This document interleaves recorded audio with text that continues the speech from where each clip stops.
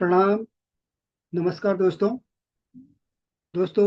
आज के इस स्वाध्याय सेशन में हम बात कर रहे हैं क्लीडियन मास्टर्स से बारबरा मर्कर द्वारा channeling book bringers of the dawn के बारे में। ब्रिंगर्स ऑफ द डॉन के अध्याय 20 के बारे में। अध्याय 20 सेक्सुअलिटी के ऊपर है। यौनता चेतना के उच्च स्तरों तक पहुंचने का एक पुल, a bridge to higher levels of consciousness. Pleiadian masters ने सेक्सुअलिटी को फिजिकल एक्ट तक ही सीमित नहीं रखा है।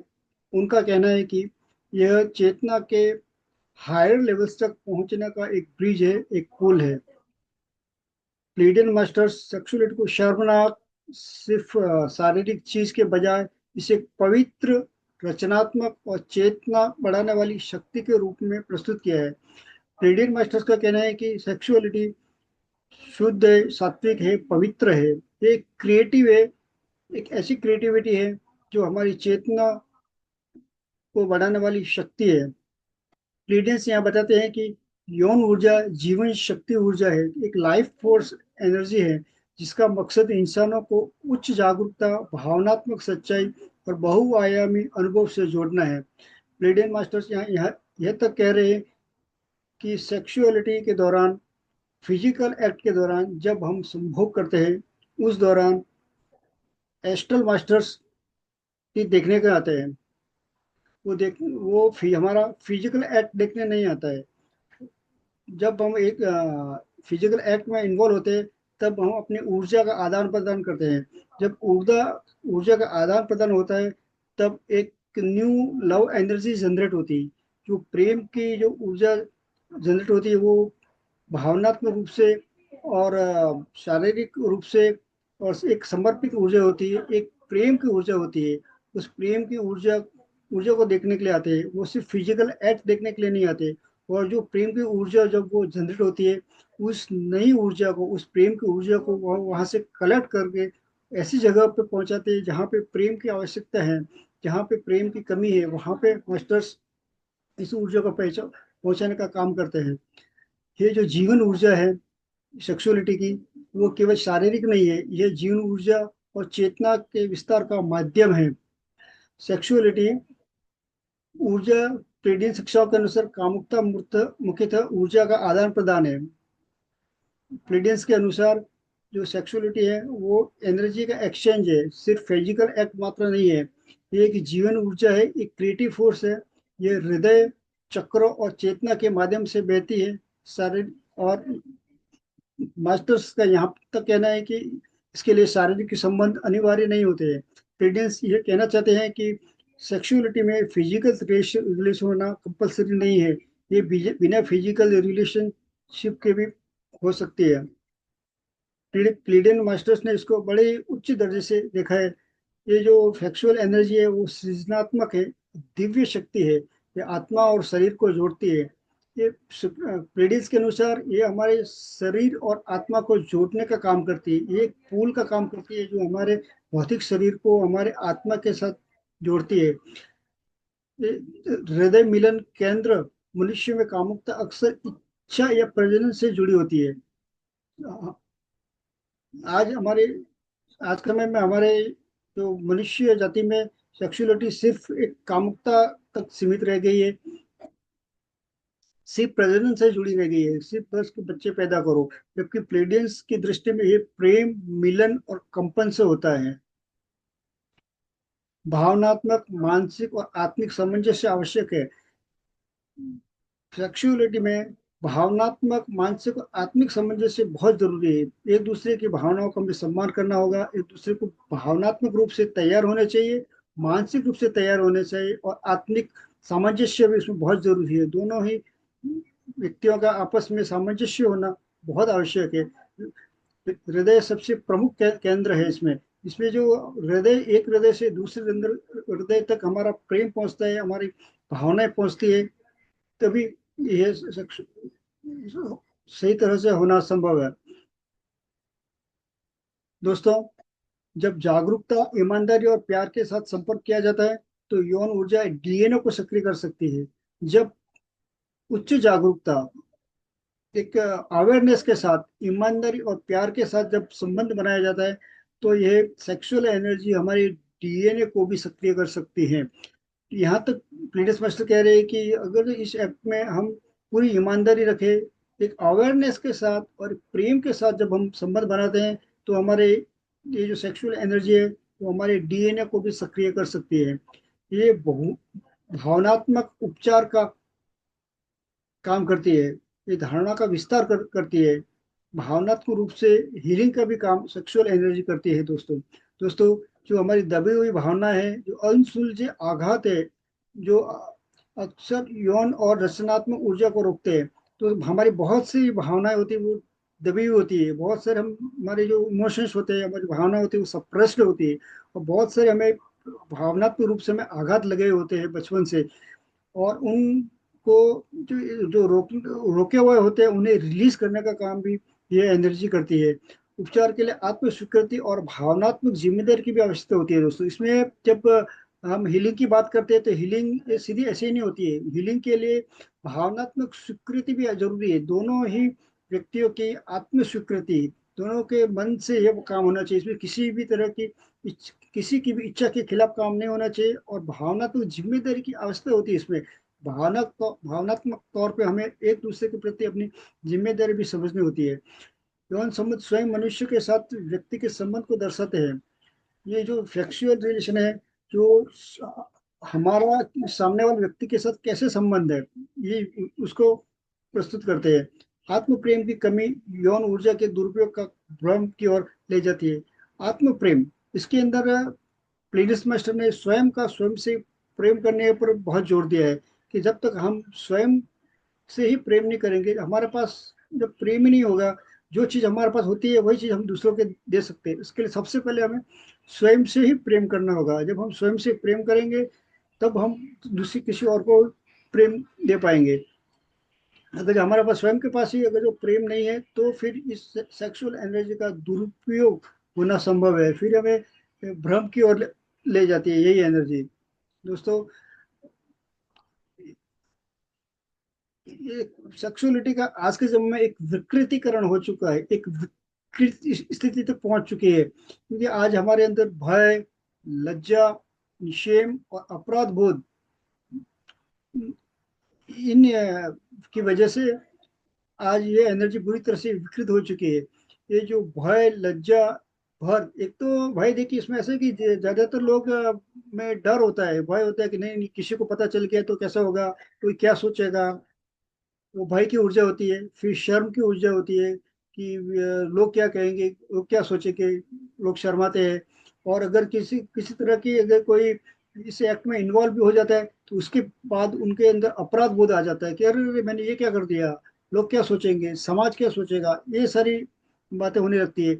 ये सारी चीजें जो है वो डॉक्टर हॉकिंस ने भी ऊर्जा के मैप के ऊपर इसको बड़ी, मतलब एकदम निम्न दर्जे की ऊर्जा का दर्जा दिया है इन्होंने तो लज्जा को सिर्फ 20 फ्रिक्वेंसी दी है, अपराध बोध को 30, और भय को 100। यानी सबसे निचले स्तर की फ्रिक्वेंसी की ऊर्जा है।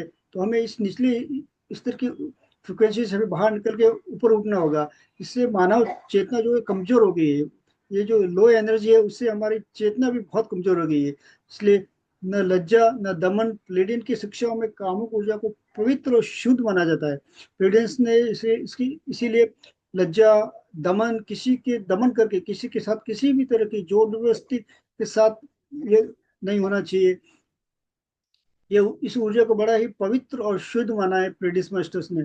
और इसमें कोई भी पाप या कोई भी अपराध नहीं है। आज की हम जिस जमाने में है, उस जमाने में तो पाप नहीं गिना जाता है, लेकिन फिर भी किसी समय में हमारे धार्मिक गुरुओं के द्वारा भी इसे लगभग पाप की कैटेगरी में ही रखा गया है। और बचपन से ही हम सुनते आ रहे हैं, देखते आ रहे हैं कि इन चीज़ों से बहुत दूर रखा गया है। यहाँ तक कि हमें सेक्सुअल नॉलेज भी नहीं दिया जाता है बचपन से ही। सेक्स एजुकेशन भी नहीं दी जाती है। और इसे दैवी सृजन शक्ति के रूप में सम्मान दिया जाता है।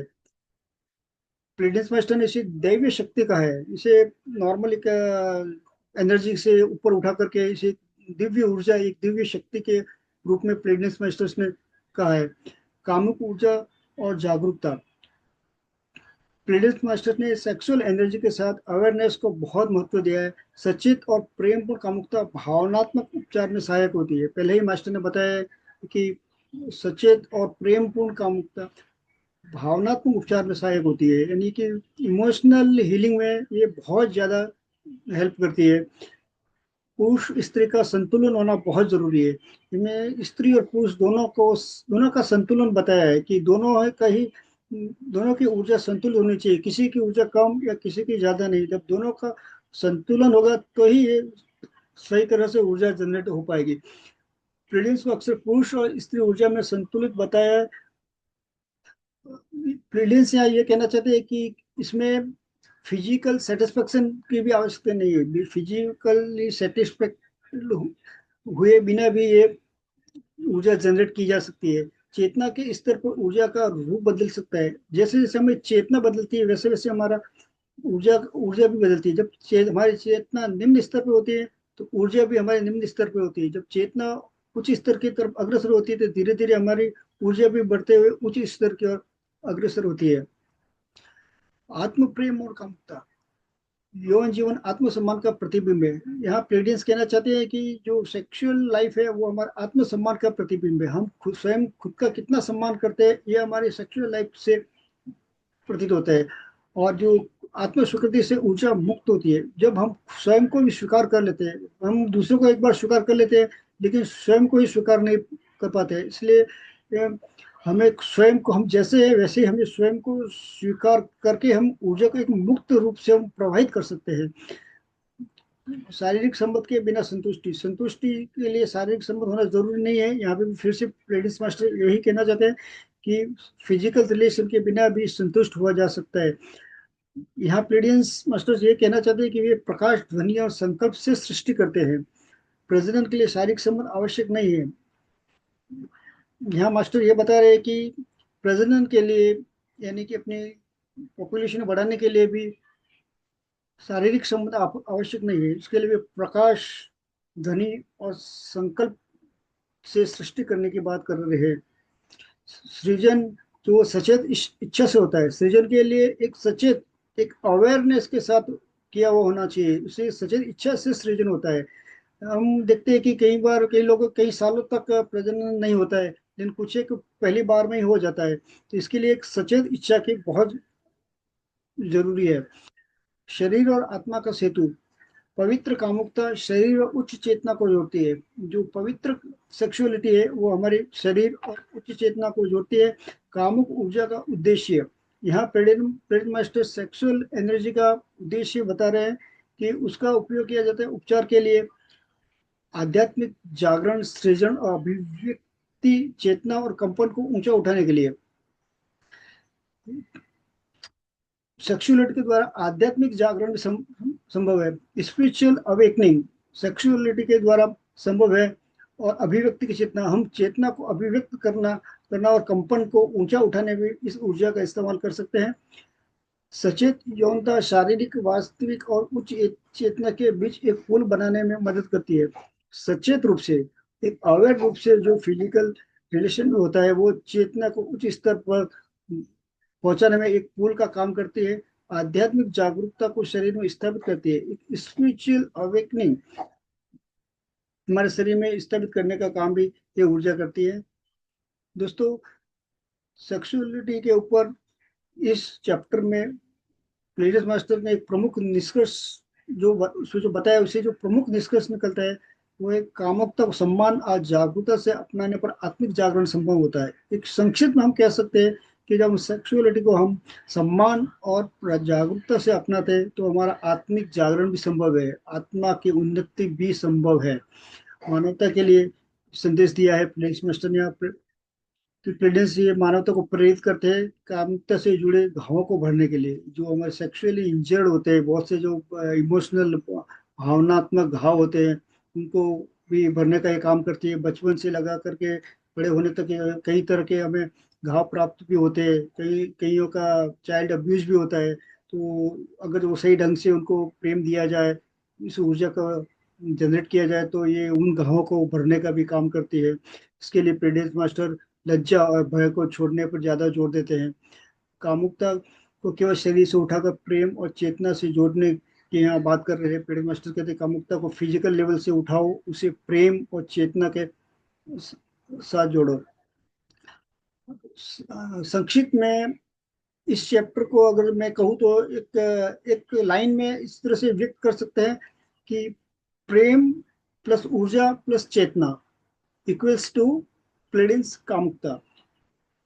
प्रेम, ऊर्जा और चेतना, इन तीनों को जब मिल जाते हैं तो सेक्सुअलिटी अकॉर्डिंग टू प्लेडियंस, उसके अंदर न न कि केवल इच्छा, नियंत्रण, मजबूरी, किसी तरह की इच्छा, किसी तरह मजबूरी या जोर जबरदस्ती नहीं, सिर्फ प्रेम, ऊर्जा और चेतना, इन तीनों का कॉम्बिनेशन ही सेक्सुअलिटी है। दोस्तों, सेक्सुअलिटी के ऊपर हम जानते हैं कि मास्टर ओशो ने भी बहुत कुछ कहा है। वो वो इतने प्रखर थे बोलने में कि उनको तो हमारे देश से भी एक बार तो बाहर निकाल दिया गया था। उन्होंने ओशो मास्टर ने यहाँ तक कहा था कि पशु जो होते हैं वो संभोग को मजा लेने के लिए नहीं करते, उनका एक सीजन होता है, वह सिर्फ उनके सीजन में ही वो संभोग करते हैं। एक मनुष्य ही एक ऐसा प्राणी है जो बिना किसी सीजन के 365 दिन ही सेक्सुअली इन्वॉल्व रहते हैं। तो संभोग भी एक ऐसी चीज है जो हमें विचारों से मुक्त करते हैं, और जो जो चीज हमें विचारों से मुक्त करती है उससे हम बंध जाते हैं। जैसे कि ध्यान ध्यान हमें विचार से मुक्त करता है, तो ध्यान के प्रति हम बंध जाते हैं, हम सब ध्यान से बंधे हुए हैं। उसके अलावा जो फिल्में देखते हैं, मूवीज, जब हम मूवी देखने जाते हैं तो भी हम मूवी देखते समय हमारा विचार पूरी तरह से उस मूवी पे ही टिका होता है, हम हमारा विचार उधर उधर भटकता नहीं है। आजकल जो हम रील्स देखते हैं, एक रील्स देखना शुरू किया है कि एक के पीछे एक फिर कई रील्स देखते जाते हैं। क्योंकि वो सब हमारे विचारों को एक ही जगह पे वो केंद्रित कर देती है। तो जो चीजें हमारे इस तरह का केंद्रित एक ही जगह केंद्रित करती है, वो हमें विचारों से मुक्त करती है और उससे फिर हम बन भी जाते हैं। तो जीवन में जो श्रेष्ठ, सुंदर और सत्य है उसे हम जी सकते हैं, उसे जान सकते हैं, उसे हो सकते हैं। जो श्रेष्ठ, सुंदर और सत्य है उसे जिया जा सकता है, जाना जा सकता है और उसे हुआ जा सकता है, लेकिन उसे कहा नहीं जा सकता, उसे व्यक्त नहीं किया जा सकता। जैसे कि प्रेम, प्रेम को हम व्यक्त नहीं कर सकते। प्रेम को हम सब जी सकते हैं सिर्फ। इसके लिए प्रेम को एक संक्षिप्त में कहना बहुत ही मुश्किल हो जाता है। आज आदमी जितना सुसंस्कृत होता जा रहा है उतना ही वो प्रेम शून्य होता जा रहा है। हम देख रहे हैं आज के इस सुसंस्कृत समाज में प्रेम कितना रह गया है। प्रेम प्रेम धीरे धीरे कम ही होता जा रहा है। क्योंकि हमारी एक ह्यूमन टेंडेंसी होती है कि जिस चीज, जो काम करने के लिए हमें मना किया जाता है हम वही काम करते हैं। आज हम बच्चे को भी देखते हैं, जब उन्हें बच्चे को हम कोई काम करने के लिए मना करते हैं तो बच्चा वही काम करता है, वही काम की तरफ वो भागता है, ज्यादा से ज्यादा वही काम करेगा जो काम करने के लिए हम मना करते हैं। तो यही हमारी ह्यूमन टेंडेंसी है। तो बचपन से ही हमें इन चीज़ों से दूर रखा गया कि आपको इस टॉपिक की हमें जानकारी नहीं दी गई, नहीं इस टॉपिक पे कभी हमारे से बात की गई। यहाँ तक कि सेक्सुअल एजुकेशन भी हमें बचपन से नहीं दी जाती, तो बचपन से हमें रोका गया। जिसका बातों से हमें रोका जाता है उधर ही हमारा मन बार बार भागता रहता है। तो ऑटोमेटिकली ये सब होता है कि क्यों हमें रोका गया, इसलिए हम बार बार हम वहीं उसी तरफ वहीं भागते भागते चले गए। जैसे कि एक हम एग्जाम्पल से उसे स्पष्ट कर सकते हैं कि बचपन से हमें कहा गया कि कि रसगुल्ला नहीं खाना चाहिए, कि रसगुल्ला खाने से आप बीमार हो जाओगे।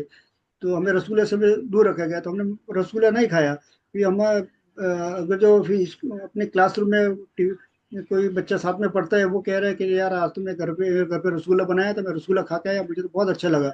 तो वो बोलता है नहीं नहीं, उसको तो हमारे घर वाले ने मना किया है कि उसको तो नहीं खाना चाहिए। तो अरे नहीं नहीं, क्या नहीं खाना चाहिए, हम तो खा के मैं तो खा के आया हूँ, बहुत अच्छा था, टेस्टी होता है, जो रसदार होता है, अच्छा लगा है। तो एक बार तो वो चलो ठीक है, कंट्रोल कर लेता है। तो वो फिर बच्चा दूसरी बार और फिर बोलते हैं मैंने आज और खा के आया हूँ। फिर वो सोचने उसको मजबूर हो जाते हैं क्या है इस रसगुल्ले में ऐसा कि ये तो बोल रहे हैं कि अच्छा लगता है और मेरे तो घर से मना किया गया है। तो एक दिन बच्चा समझो वो रसगुल्ला टिफिन बॉक्स में लेके आ जाता है। और वो बच्चा फिर उसको फिर दिखाता है, देख मैं लेके आया, और उसको एक बार तू टेस्ट करके देख। और वो एक बार उसको टेस्ट करके देख लेता है। टेस्ट करके देखता है तो उसको तो अच्छा लगता है, फिर तो फिर वो उसी बच्चे से चोरी चोरी छुपे छुपे खाने लगता है। फिर धीरे धीरे उसकी तरफ उसकी वो मन भागता भागता रहता है, क्योंकि उसको बचपन से उसको रोका गया है। और अचानक जब उसने खाया है तो उसको फिर वो बहुत पसंद आ गया रसगुल्ला, फिर उसको बहुत ज्यादा खाया गया। और ऐसे ही जब यदि किसी को रसगुल्ला खाना बहुत पसंद है, और उसको सब बहुत सारे ऐसे रसगुल्ले रख दिए जाएंगे, तो कितना खाएगा? एक खाएगा, दो खाएगा, 10 खाएगा, 20 खाएगा, कितना खाएगा? आखिर उसका पेट भर जाएगा, मन भी भर जाएगा। जब पेट और मन दोनों ही भर जाएंगे, जब दोनों ही तृप्त हो जाएंगे, तो फिर वो खाना छोड़ देगा। यहाँ पे ओशो ये स्पष्ट रूप से कहना चाहते हैं कि किसी चीज को इतना भोगो कि आप तृप्त हो जाओ, फिर आपको उससे उसके पीछे भागने की जरूरत ही नहीं पड़े। ये वही डिमांड और सप्लाई वाली बात है, कि जिस चीज की जितनी डिमांड होती है उसकी इतनी ही सप्लाई होनी चाहिए। तब डिमांड से कम सप्लाई भी नहीं होनी चाहिए, डिमांड से ज्यादा सप्लाई भी नहीं होनी चाहिए, दोनों ही हानिकारक है। एक ऐसी एक आपको और उदाहरण बताता हूँ दोस्तों। एक तिब्बतियन मास्टर हुए, नाम उनका मुझे याद नहीं आ रहा है। तो उनको एक फल खाना बहुत पसंद था। तो उनके दादा फिर एक बार वो फल लेके आते हैं, उसको बुलाते हैं कि मैं तेरे लिए तेरे पास पसंद का फल लाया हूँ, ले खा। तो उसे एक फल देते खाने के लिए, तो वो खाता है, उसको अच्छा लगता है फल।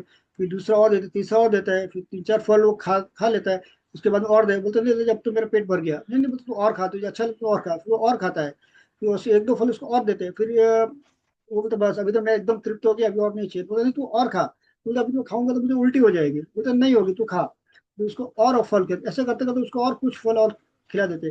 और एक अवस्था ऐसी ऐसी हो जाती है कि वो सारे फल उल्टी करके बाहर निकाल देता है। और उल्टी करने के बाद वो वहां से जो भागता है, तो वो सीधा मतलब भाग के ऐसे जाता है कि वो जिंदगी में उसने कभी वो फल वापस नहीं खाया। यही नहीं, वो कहीं जाते हुए रास्ते में भी उस फल का पेड़ भी देख लेता था, तो उस पेड़ से वो दूर दूर से गुजरता था। उस पेड़ के पास से उसे गुजरना भी पसंद नहीं होता था, इस हद तक। तो दोस्तों, इसलिए जब उसको बहुत जरूरत से ज्यादा उसको खाने को मिल गया, तो फिर वो फिर उसका फिर मन भर गया, उसका दिल उससे भर गया, वो पूरी तरह से तृप्त हो गया। तो इन सब सबसे ये स्पष्ट होता है आज के इस स्वाध्याय से कि एक सेक्सुअलिटी एक एनर्जी है, एक ऊर्जा है, जिसका हम कैसे इस्तेमाल करते हैं, किस तरह से इस्तेमाल करते हैं, ये उसके ऊपर निर्भर है। हम उसे प्रेम के साथ, प्रकाश और पॉजिटिव वाइब्रेशंस के साथ उसे हमें अपनाना है, उसे स्वीकार करना है, स्वीकार्य भाव के साथ। किसी की तरफ की लज्जा, घृणा, दबाव, अपराध बोध, इन सब सब तरह के लोअर फ्रिक्वेंसी से ऊपर उठ करके हमें एक प्रेम, समर्पण और विश्वास के साथ इसे अपनाना है। दोस्तों, ये था आज का स्वाध्याय सेक्सुअलिटी पर मेरी तरफ से। आप सब ने जो मुझे सुना उसके लिए आप सबका बहुत बहुत धन्यवाद, धन्यवाद, धन्यवाद। Thank you, thank you.